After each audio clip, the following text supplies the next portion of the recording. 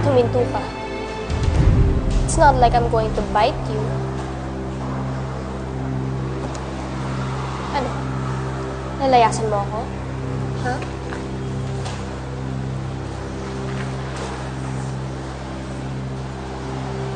Ikaw nga yung ahas, diba? Ikaw yung nanuklaw. Yes, I'm sorry.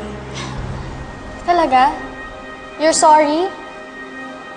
Eh, anong ginagawa mo dito? Bakit dikit ka pa rin ng dikit sa boyfriend ko? Kaya mo ako magpaliwanag. Mga agaw? Eunice, wala akong balak na agawin sa'yo si Tristan. Oo, totoong nagkagusto ko sa kanya, pero kinalimutan ko yun dahil kaibigan kita. Pwede ba? Tigilan mo ako sa mga drama mo. Hindi na mag-work sa akin yan.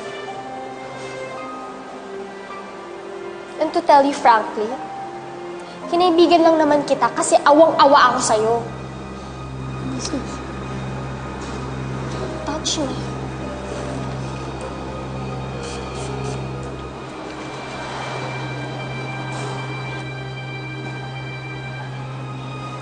Wala kang pera. Wala kang magagandang damit. Wala kang kotse.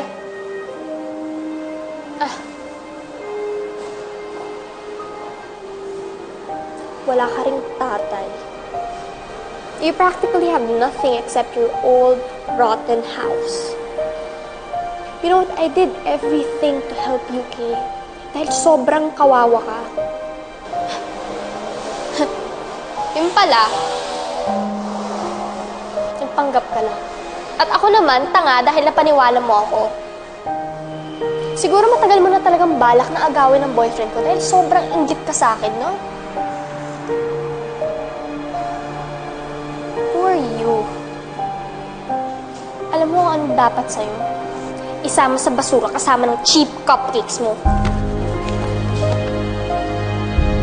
Mang-aagaw.